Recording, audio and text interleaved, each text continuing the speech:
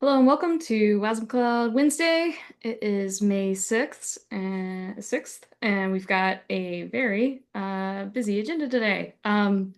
We've got a bunch of things have been happening in the wasmCloud space, which is awesome. Lots of new features and examples have been landing.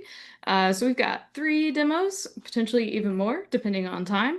And we also have an allocated discussion session. Aditya and I both want to talk through a loud host and some of the work that he's been doing on basically connection pooling using services. So up first is Mendy. Mendy, are you able to share? Yes, that's right.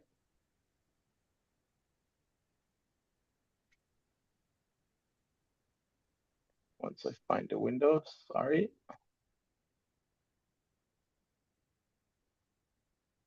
Hey, okay. I'm assuming you can see my screen, right? Okay, so this is a demo using WebGPU inside WASI. So first I'll just show how it works. You can take any image. Here we have some pre-filled images, for example, the Statue of Liberty, and you can restylize it. So let's do like this pen and ink style. So we just run it, takes a few seconds, and ooh, we have the Statue of Liberty restyled. So what this actually does is it runs a model on top of TensorFlow.js, all inside Wasm, inside Starling Monkey with JCO, like this is all Wasm, but no changes to TensorFlow.js. It thinks it runs in a browser, and it's pretty cool. I'll just show one more example, maybe a different style, link memorial, whatever, a different drawing style. So the way this actually works internally, I'll just give a very brief overview. This is a service. So the actual setting up the GPU, warming it up, that takes a lot of time. It can take like almost half a minute sometimes. So we have this running in a service in the background. We set it up once, and then we have a component that serves an API with the static assets. So it calls out to the service to actually start up to actually do the inferencing, to do the actual styling. We do also do on the service, we do a warm up stylize, if you can call it that. That gives us much faster speed. So we just do it with a bunch of zeros, but it initializes all the right buffers and GPU setup. But once that's done, it's pretty fast. Actually, the time here, a lot more goes down to decoding the JPEG than actual inference, because that's really quick. Anyway, that's it. That's my demo. Can you show us some code, Mendy? Ooh, let's see if I have it open. Give me just a second.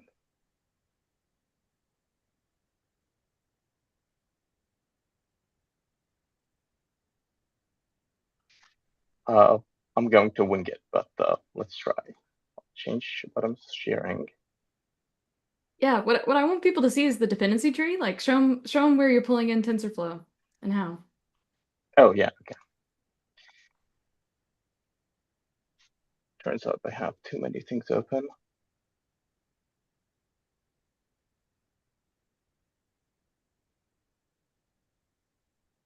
I hope this is the right one because I have way too many VS Codes open. I believe it is. Okay.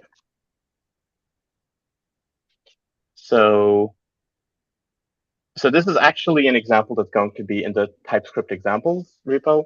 It's a PR now. It should be merged hopefully soon.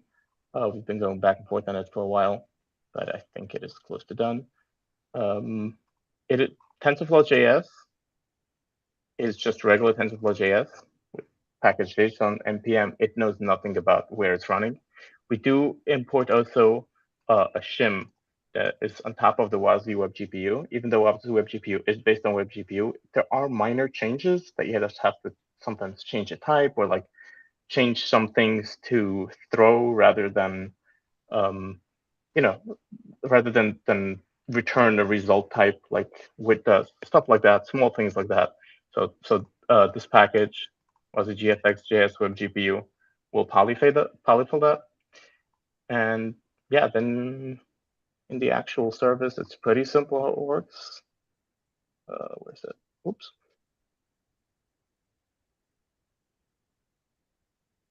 Yeah, you can see just TensorFlow.js being imported. And then we import the WebGPU backend, has multiple backends. We import the WebGPU backend, and it just thinks that it's running in a browser. It knows nothing about where it's running. Which basically a different way of saying that is that you're able to take TensorFlow.js and existing TensorFlow.js examples, and it works off the shelf. And the code that you're showing us right here is just idiomatic TypeScript. And there's, like the uglies you've kind of put in a helper package for people, essentially. Are there any other rough edges you'd call out for people if they were going to try this themselves? Yes. So first of all, since it thinks it runs in a browser, one of the things I had to polyfill is polyfill the navigator object. It, for some reason, checks the navigator object. So I just had to polyfill, just set it to an empty string, all the values is empty string, it just works. Small things like that, but for the most part, it just works. Nice. Yeah. Thank you. Hey, Frank. I'm just curious, how much of workload did you use for this? Quite a lot, I would say. Yeah, this is the kind of thing that Claude can knock out pretty well. And I know Liam has built some other examples on top of WebGPU. I don't know if I'm allowed to call that out, but Liam has built some other. Hopefully, you don't hate me for that, saying that. No, why would I? No, not at all. I was actually just about to share. Here, let me share my screen. I'll show you a couple examples here. Yeah, but Claude just that you do it with Claude, right? Like Claude's pretty good at doing these examples. Frank, my experience of what I've been doing is, working with Claude and Gemini and other LLMs to sort of understand, what does the DevX look like here. So I've been building out a number of domain-specific examples for, defense, for financial services, and other things, and I'll walk through a couple here. So this particular one, you can check it out, but I'll let the sort of screen highlight here is an example of using the Sentinel-1 satellite, which is satellite to ground radar, to cross-reference radar scans of an area with AIS data, ship broadcast, and sort of look for deviations between signals where ships are broadcasting versus not. And the powerful thing is that these radar images can be quite large, 25,000 by 16,000 pixels, 3 bytes per pixel. And it's the type of math that you're doing that lines up very well to a GPU. So there's a little GPU flag here. And in the demo, you can sort of watch it run across the GPU or the CPU. And this is not server side. This is, I'm sorry, not client side. This is all server side that's being done with a Rust backend. Now, of course, this is all wasmCloud. This is a pattern using a fan out over NATs. So there's a tiny API gateway that's about 390K, including the map assets that are embedded. And then there is the backend that's doing a CPU path, a GPU path, as well as the AIS data that's under 300 kilobytes here that scales out in order to pull these things down. And you can see that, bringing the GPU in this case gives you a huge performance. For orgs that are maybe like financial services instrumented, here's an example that's called Wasm Street that is basically an options trading platform. It'll let you take a stock, look at option chains, and then build, like collars and ladders and various option strategies for achieving different risk profiles. And it does have a GPU enablement here. Essentially, in this particular example, behind the scenes to calculate those option pricings, I'm doing Monte Carlo strategies and things like that. But the strategy grid search does use the GPU in order to basically crunch recommendations across hundreds of different strategy types and then show you, the top strategies for a moonshot, for a balanced income approach, and then let you sort of evaluate, given a set of volatility settings for a stock, what you're looking at. And these are just toys that we've created as demos. But what we're doing is we're exercising WebGPU and various other pieces of the platform. Any questions? My question is why can't I find the mute button? Hey, so we got TensorFlow. Are all these models TensorFlow models? No, yeah. Okay, so that's a key difference. So what Mendy showed is a new thing that we hadn't had before, which is showing end-to-end with TensorFlow.js using JCO and all of the investments that Mendy and Victor have been doing on making it possible to have like basically nice idiomatic TypeScript and existing NPM libraries to just work. And then what Liam was showing is doing that also with Rust, basically, the Rust side of the backends. Okay, cool. Yeah, so on the back end, the libraries that are using WebGPU, are we using the Onyx runtime, or what are we doing? So go ahead, Liam. In this particular case, I'm actually just doing raw WebGPU computing. So there is no, these are not machine learning models in either one of these examples, and I'll link these in chat and then on wasmCloud Slack as well. Okay. These particular ones will show up on the Cosmonic docs as soon as I have a chance later this week to write these up, and I'll sort of walk through the storyboarding there. But if we just look at some of the code here, let me look at the Dark Vessels one instead. I just know that code base a little bit better because I've worked on it more recently. If we look behind the scenes here, you'll see that there is a CFAR, a CPU path, and then a GPU path. And I'm just using, WASI WebGPU and then raw matrix math in order to get this done. So what I was trying to do was give you some different examples, and we will do some that use models and the TensorFlow one that are out there, but we want to show the whole range of capabilities with the WASI WebGPU support here. Yeah, Mendy? Yeah, I think I was going to say what Liam already said. We're trying to show different things running a WebGPU. So Liam did a lot of raw WebGPU. I did TensorFlow.js, thinking it's like regular WebGPU, and I believe you've been working on its runtime, which is a whole big thing. But yeah, it's different paths of using WebGPU. Yeah, so you demoed 3 weeks ago, Colin. That was C++, right? Yeah, it was C++, but I had ORT models or Onyx models that I had to use. But Mendy was using TensorFlow. But you were using TensorFlow models, or were you making direct? That's for Mendy. Yeah, for Mendy. Sorry, I'm not trying to. It's TensorFlow. Did you use a tensor model for your thing? Yeah, did you use a tensor model? Sorry. I believe so, yeah. Okay, so that's cool. So we've got Onyx, we've got TensorFlow. We got to get PyTorch in there. Yeah. And then we can just make a real platform. Got it all. Yeah, Got it basically. That's awesome. Yeah, this WebGPU thing is so huge.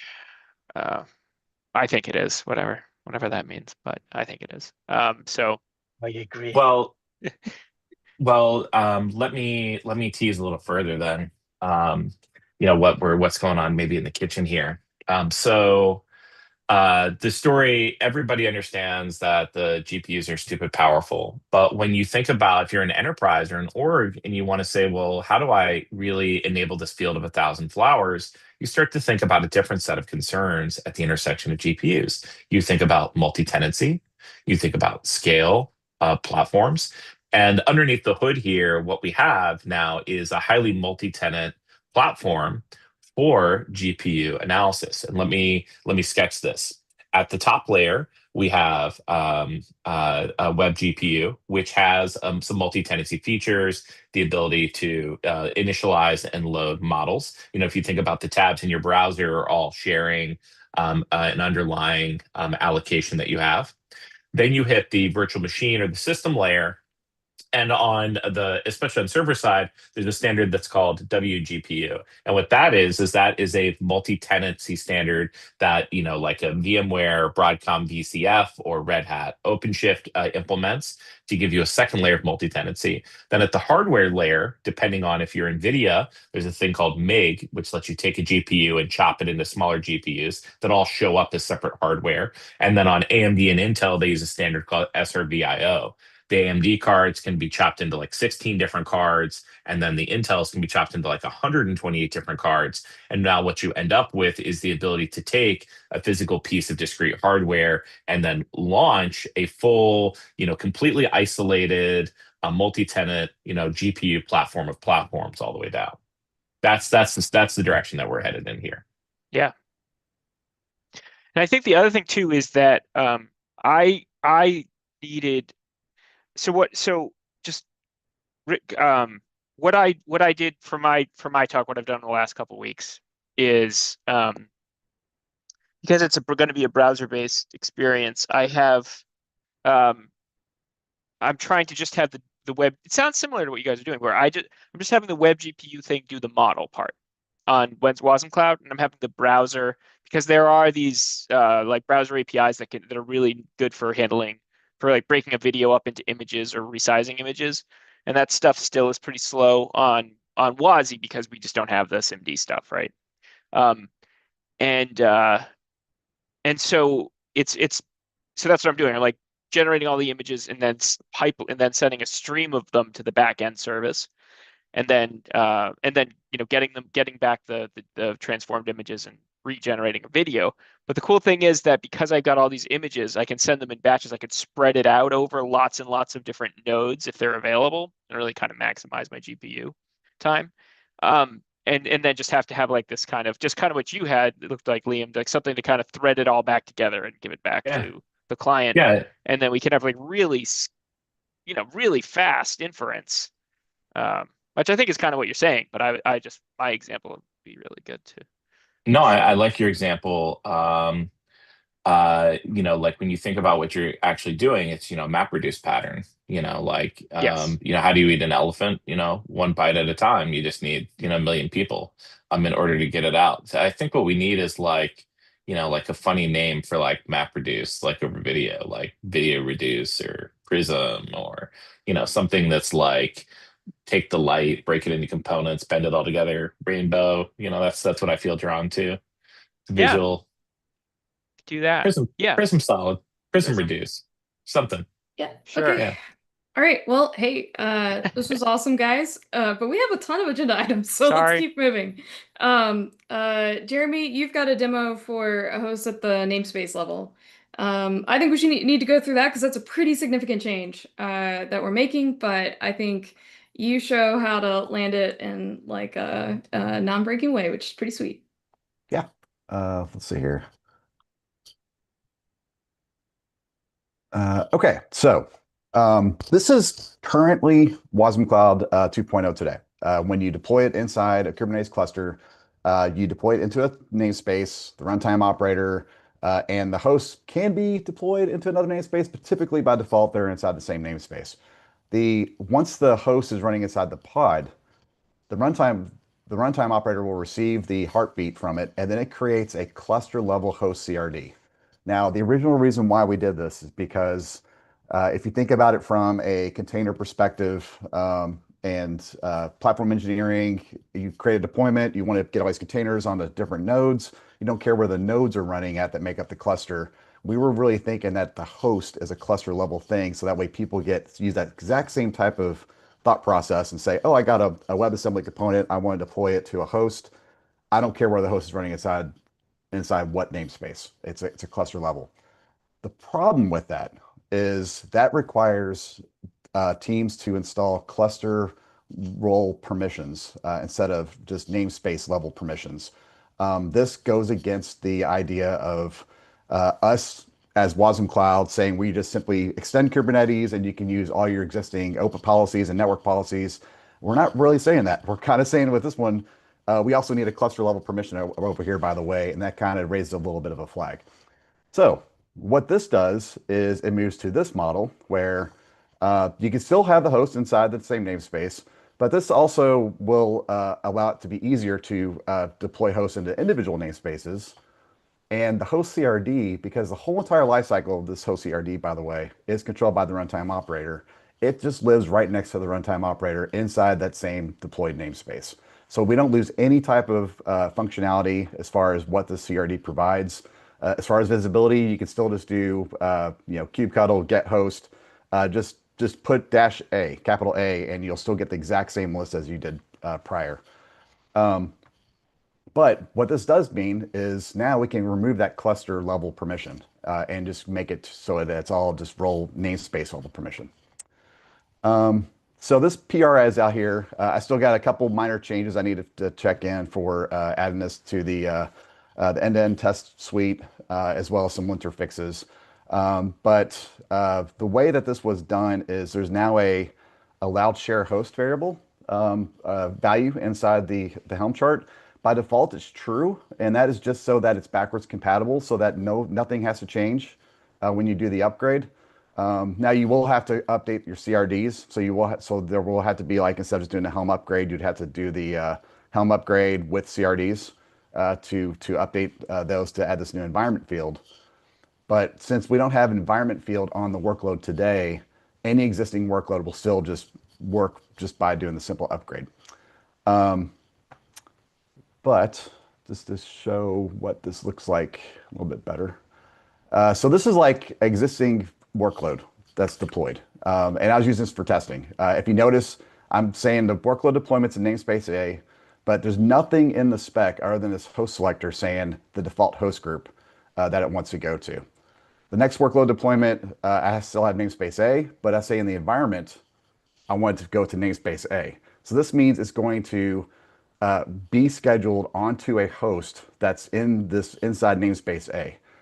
The reason why we call this environment instead of host namespace is just because a host doesn't really have to be inside the cluster. It could be an external host that is connected internal to the cluster. Think of like an edge type of host. And then I got a couple other examples going like across environment where this is in namespace B, go to namespace A, and then I got one that's backwards, A to B.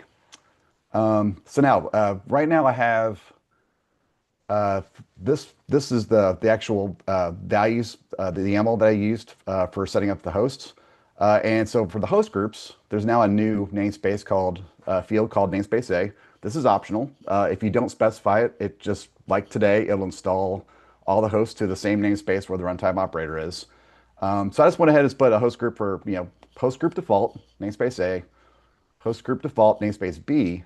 So now I actually have my host groups that are spread out across two different namespaces. And then finally, I have one. It's just I call it default GPU, but I didn't. Oh yeah, I do have it enabled. Okay, yeah. So I do have WebGPU enabled here. So this is kind of like okay. You have these tenant hosts that are out there. I can schedule everything, but maybe I want to have a common GPU host that's want to lock it down. So you have to really ask for permissions to schedule any workload there, so I'm not wasting any valuable resources. I guess one other thing to quickly call out, with us adding us to the spec like this in the CRD, you can use open policies once again to even restrict people from taking their workload and putting it to a host that you don't want them to. So I got this running right now. If I just look at my workloads, this is the one where I do have, like I said, the values testing YAML. I have 3 different hosts that are running. And then the cross environment one, you'll see that the workload deployment's in namespace A, but it went to namespace B. And then, A to A, et cetera, et cetera. I'm just going to show you the host real quick. Oops, if I can spell. Okay, yeah, and then here's all the hosts right here that are running.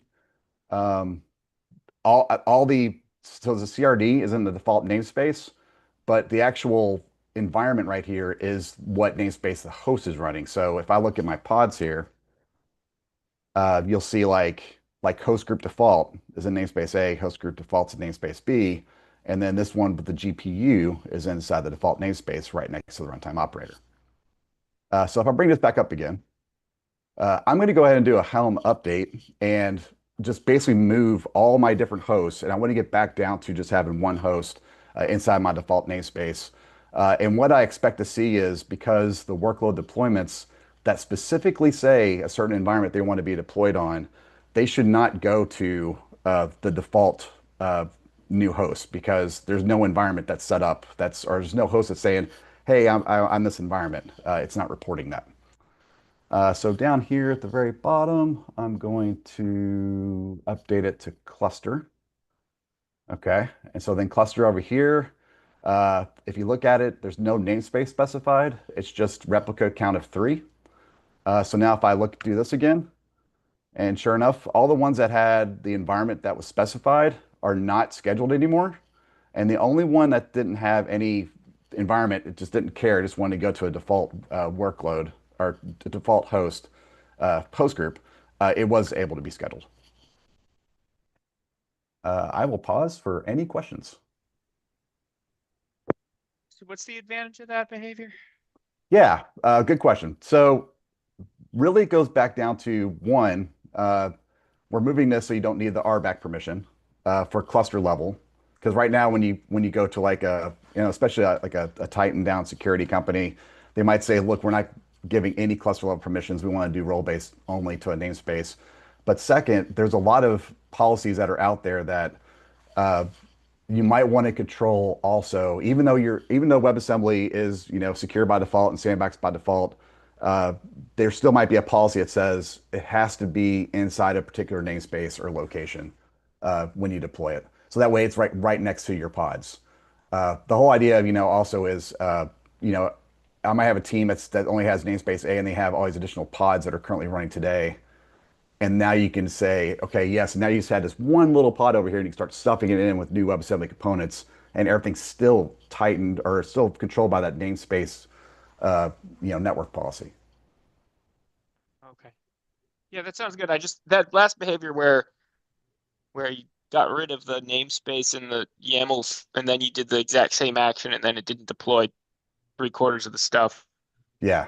Yeah, like if I go can see back, that I don't know, like I didn't fully get it, so maybe it's perfectly fine, but I was like, oh no, that could be kind of frustrating. Well, Yeah. the idea being, if you don't have the available environment that you require to deploy to, we will tell you the status failed. Oh, okay. I got it. So you get a good Yeah. error message. Got it. All right. yeah, like I just really just switched it back. I just redeployed the host, and so I'm assuming, yay. Okay, well, not ready yet, but hang on. Yeah, no, but Yay. Okay, yeah, that's back ready. all right. Okay. Oh, so it's just going to say ready false, but where was the message? If I do a describe, well, actually that's already Okay. gone. But if I did a describe, I can look at the logs and all right, the all right. OTEL and everything will admit it. Yeah, it was like, it definitely makes sense. If you don't have permissions, it shouldn't. I mean, it won't work. Yep. It was like, if there was something a little more clear. That was all. It was just like a 2-second impression I had. Yeah. And I was like, oh no, why is it not ready? Yeah, I don't get know. it. I get it. Yeah. Okay, Frank? So I think this is great, because you want to have the CRD definition, of course, at the cluster level, but then the instances at namespace scoped. So this makes a lot of sense. Yeah, thank you. And I was going to say, like, if since I have it now at namespace level or multiple namespaces versus just the one, it did create individual roles for each namespace I had listed. And if you notice, it only has, this is where the pod role policy comes in, where it needs to add that finalizer hook onto the pod. This was the other thing that we changed, because if I just went back to the one model, this would be a cluster role RBAC that was required.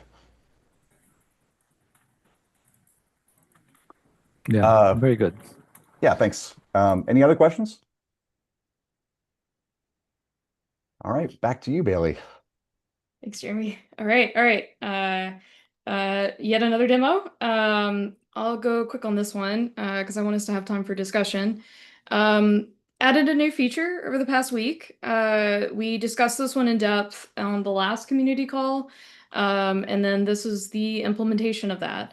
So this is the actual feature adding it. And then I also in draft, once we land this one, I also have this one, which is a full demo exercising it. So I'm just going to show you really quick that demo running locally. Essentially, now inside our config YAML, I can specify things that I'm going to use for my local development. So first up is this new field called workload, and that's where I can specify things like environment variables, WASI config fields, as well as secrets. So I expanded an existing demo that Jeremy had already made for showing off OTel, mainly because OTel is like a good way to like plumb through and show all these fields being plumbed all the way through. And so I added a couple extra OTel resource specific types, so I can say things like what cloud region I'm running in, and what environment I might be running in. Showing us going and making an outbound request to an allowed host of example.com. And then these are a bit contrived, I will totally admit that, but I also added the concept of application defaults, because usually, you are going to kind of have a common set here, and these are not, obviously sensitive, so I just have them as an env file committed in the repo. But then we've got another example here, which is let's actually do a secret and reference an API token. And so I have committed an environment.example, which is like, hey, you could do a demo token like this. But what is actually get ignored and what is actually referenced, this actual export is not committed in the repo. And so that it's a fairly common pattern. So I figured I'd go ahead and dock both routes. So inside our example, we basically give you option A and option B. So right now, what I'm using to run this demo locally is I ran dir env allow, and I allowed basically this env rc, and that's what has in my local shell the upstream API token being defined. And so I did a couple runs locally. I think one I want to show first is I just CD'd into it and made no changes. So I didn't actually export the environment variable or anything. And when I do that, our example correctly fails and tells you, hey, I didn't have the secret that you said I need to have to be able to run this app. It says it's the upstream API token and it's not set. So here I could have said export this API token, just directly in my shell, and that's fine. Or I can use the dir env pattern. So that's what I did here. I copied over the example. I did dir env allow, which is going to export that API token. In theory, I would actually give it a real API token, but this is a demo. And so I ran watchdev again, and this time it worked, and I'm able to make some calls. Now, another thing that I expanded this example out to do, so let's actually just run the example. It's not exactly the cutest thing in the world. We're doing HTTP counter in the backend. We're talking to a key value store. We're talking to a blob store. Just enough interesting stuff to be able to basically create fun, interesting traces. So the next thing that I expanded this to do is to also document how you can bring up your own little Aspire dashboard. So if you want to run this demo end to end, you would Docker run Aspire, or whatever your OTel compliant dashboard of choice is. This one's just the easiest for local development. And then rerun watchdev. And so when I do that, I get like a handle request here, and then I get to see all the different things that we're doing. We're messing around with the blob store, we're incrementing key value, and so we get a completed trace here. And all of this is now wired up with a lot of those config values that I had plumbed through, and I can also see the resources definitions that I had passed on in our structured logs as well.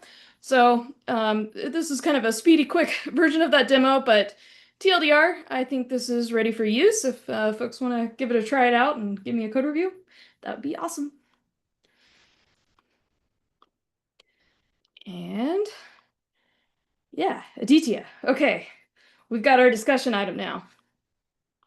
Yep. So first thing, let me stage it with the example I just showed. Did you notice I added a field called allowed host that I plumbed through on my workload? Yeah. I discovered something that I think was intentional, but I also think wrong. So we essentially enforce hosts. So we enforce this on HTTP client outbound. If you have allowed host as a field specified, then we say, okay, we're going to start enforcing allowed outbound hosts. But if you don't have it specified, we don't enforce it. And I think that was intentional because it's like, when you're doing local development, you don't want it to be frictionful. You don't want people to immediately start having to do configuration and that kind of thing. And we didn't have a way to specify this at the time in our dev, but now we do. And I actually think that we should change that. So, the reason why I think it's wrong is that I believe that we should just always enforce allowed host, no matter what. I'm comfortable, and this is actually an idea proposed by Jeremy, by saying, okay, since this isn't behavior we had before, but we need to enforce this, and we want to just like continue having the strongest zero trust security posture we possibly can have in our project.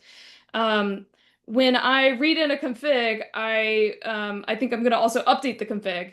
And what I'll do is if no allowed host was specified before, which is basically all pre-existing config up to this point, say workload, allowed host, and then do star. And this is borrowing what we've seen in the wild from Lambda and other places. This is like what they kind of start with for their local dev experience. And so, and that is like the dev config YAML, right? Like that's not your production YAML, so that's reasonable. And then that way, and then also on our Helm chart, we just make sure like it's always specified and it's empty. And now you always have to opt into it. Or not opt into it. Always have to edit it if you're doing outbound. So that way we'll have like basically the most secure option we possibly can and not have this like accidental gap where, what I'm doing in development, it's working now. And then I went and did it in my Kubernetes environment. Now it's not working and I don't understand why. And the host is behaving differently between the two scenarios. And this will just kind of unify them and make that, explicit. What do you think of that, Aditya? So the allowed host, is that for the outgoing handler only? Okay. Today it is, yes. Okay. I just wanted to see how that would tie into the services that we have today. Yeah, introduce what you've been working on. Yes. So I'm not sure if everyone listening to this is aware, but services today work on a virtual loopback address that separates itself into a Wasm sandbox, into a Wasm sandbox, and works besides the OS port system. So even if you connect to localhost port XYZ, it does not connect to your host's port, but instead on a virtualized port mapping. So when we talk about adding long-living, long-running client connection pools through the service, it's never going to be able to actually connect to any underlying host port or any external addresses. So that was the problem that I ran into when I was creating my SQLX socket component. So just a TLDR.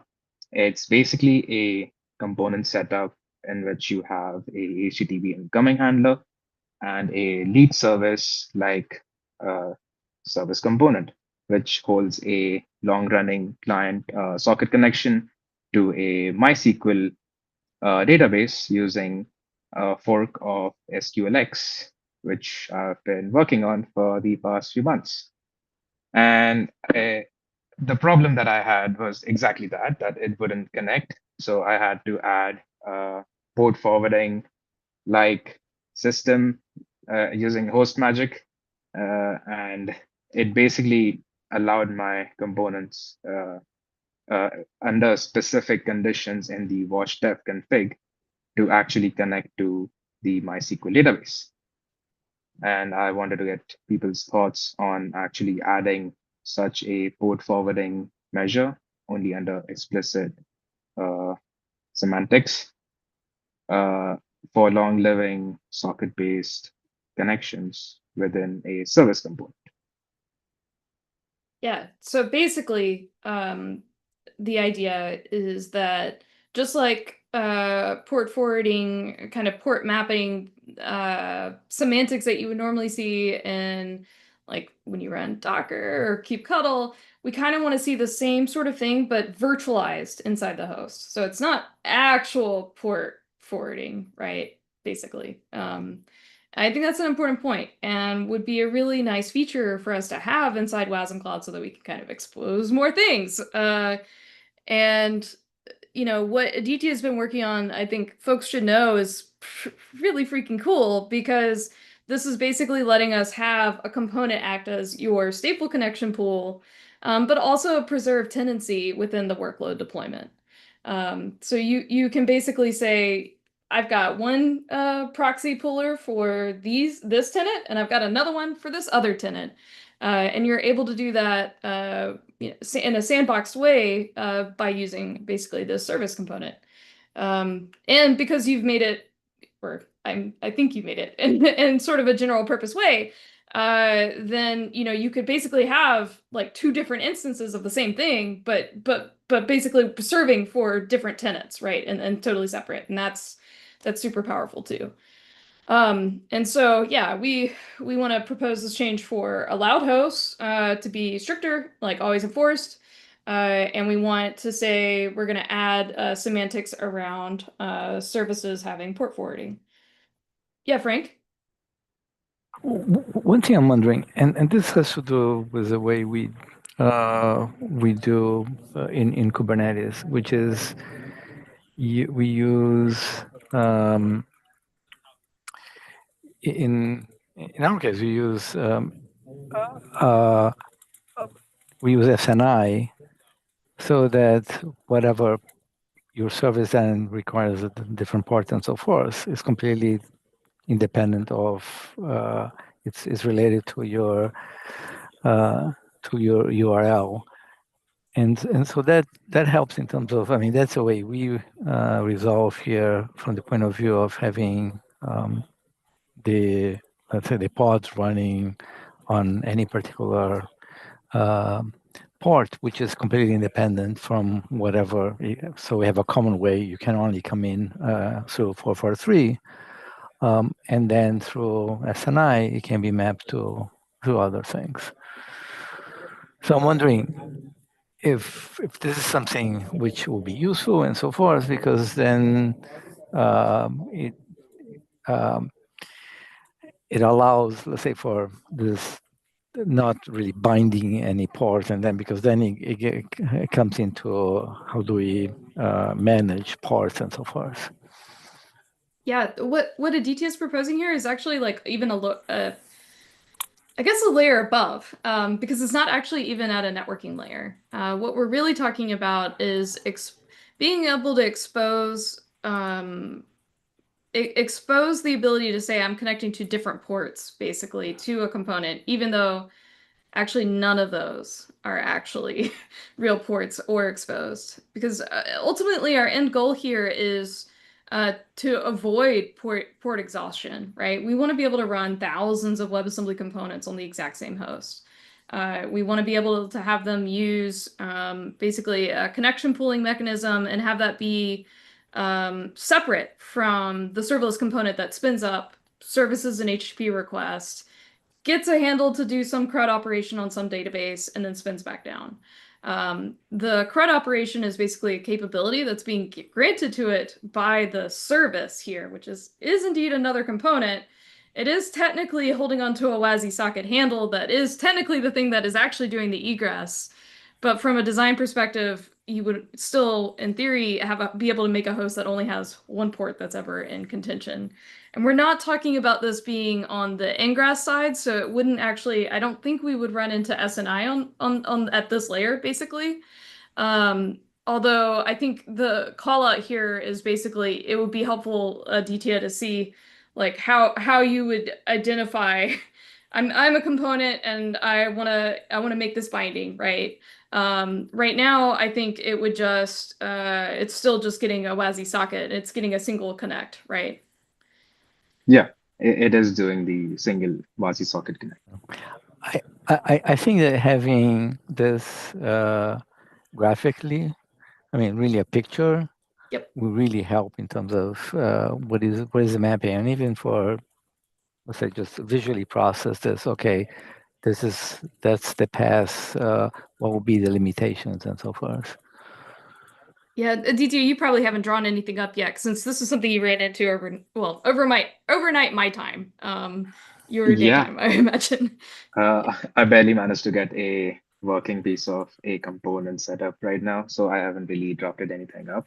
But I am going to work on it, and I'll probably bring that up on the next call.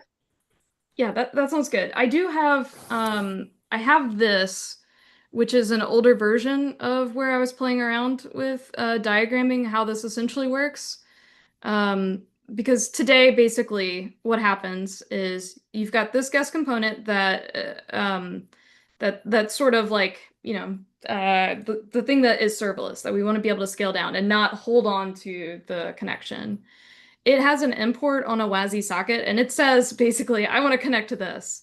And so being able to have multiple different kinds of things that we support more than just this. This is like treated specially right now.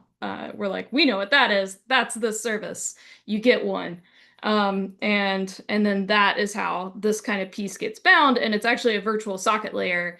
It's not, as in, it's all in the service component's guest code that is saying I'm dealing with basically a WASI socket. The real host socket is basically sitting. Let me draw this a little bit better. It's basically sitting here in the host, effectively. That is actually the thing that's calling it. But it would be helpful, I think, if we drew even a little bit more here, because I think showing sort of a fan in, would be really handy. Of course, what in Aditya's example, the way I understand it, it's pretty similar to this one in that nobody's actually. It is exactly the way that you Yeah, portrayed okay. it. Yeah.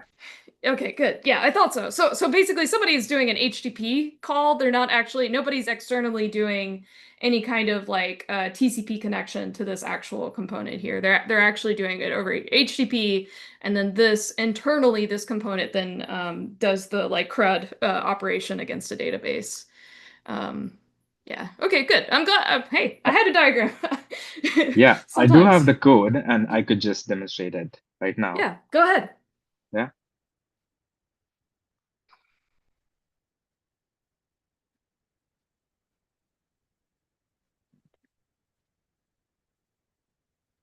Can you all see this? Yes. Yeah. So this is the socket component, and inside it is an HTTP API and a service lead. Forgot to rename that, but anyways, Sure. here's a WSTD server, which you correctly pointed out handles the CRUD operation, but it mainly just creates a TCP stream to the connection of our service. And our service component is actually the one that binds to port 7777. And there it binds via my SQLX fork using the MySQL pool and using a local URL. So this is the URL that we are actually connecting to. And our service is binded to the virtual port address, I believe. And our HTTP API is binded to the host HTTP handler. And our host HTTP handler relays that using the TCP stream, which thinks it's TCP, but it's just a call to the service. Anyway, so after connecting it, it executes this query of creating a table or not, and handles the command based on JSON payloads that it receives on the service's TCP stream. So if I can just demonstrate this, I have a local wash binary, and I had to implement this little flag because I didn't know how to enable WASI P3 in wash dev. But anyway, so if we get this to start,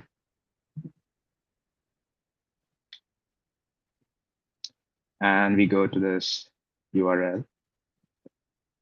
Can you see this? Yeah. Yeah. So it's basically you just add it and it interacts. And even if you refresh it, it still persists. If you delete it, and I can even show you, yeah, Cool. all these persist locally on a washed-up instance. Yeah, and Aditya, I think part of what you maybe ran into is where you have 777.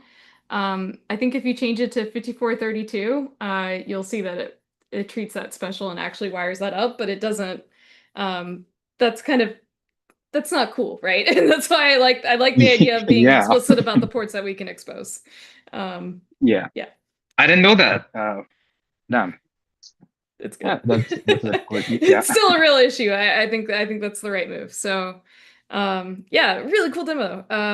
And yeah, I see that you've got it in the examples repo. So yeah, looking forward to that PR. We should make sure you run it and say like built by CNCF wasmCloud, or get a little wasmCloud branding on that thing. Yep. And I mean, I'm one to talk. I literally showed an HTTP counter, but some of our examples, I think Blobby is the cutest one right now. So maybe you can borrow from that one. Just yeah, I think when people try our stuff out, I want to make sure that we've got our wasmCloud brand on it, because we're starting to very quickly become the easiest button to just get WebAssembly working in all kinds of contexts. Yeah, I couldn't agree more. I think I'll use those Excalibur resources as well, Oh and yeah. add in those SVGs. Get a really cool setup going. Yeah, here, let me I'm gonna drop the Excalibur link here. Hopefully you can get, I think everyone can view and edit. So I dropped that there. Aditya. I guess the Yeah. other things that are in there is how C++ works, and the WASI SDK is weirdly in that. The LLVM with cooperative threads roadmap is in there, so you could use that one too. I also have a pretty big diagram on how basically component model async works and P3 WASI sockets work as well. Although, if Yeah. you make better ones, share and feel free to edit in here too. I want as many materials to help explain things, and the idea was, yeah, trying to get some stuff in so that we can get that on our wasmCloud docs as well. Sounds Yeah. good. Yeah, I'll help myself if Sweet. nobody minds. Yeah. Well, we have 2 minutes. One last thing. We had our first ever automated release, and it just worked. And that was yesterday. So, woo! So that was V207. And there's some other additional goodies that landed in that, including all kinds of CI hardening. I've been on a kick. And I'm sure people like Aditya are real tired of all the PRs I've been putting in on that. And, I've got more actually. But folks, we have a lot of folks using us in the enterprise space and in regulated contexts, and so we've added things like Zizmore for linting and auditing and having a strong security posture in our GitHub CI. We've added OpenSSF, yes, scorecard. So just looking at the overall health of the project and doing improvements that it calls out. Making sure that we're applying basically all the GitHub best practices. And in the release that we just released, you can see that we've got signed attestations that are a part of every artifact that we're now putting out. So if you see other things, file issues, let me know. I am still on my CI kick. So I might stop next week. We'll see. I don't know. But definitely this week, I'm still going to be all over it. All right. With that, we're at the top of the hour. Thank you, everybody, for joining. See you next week.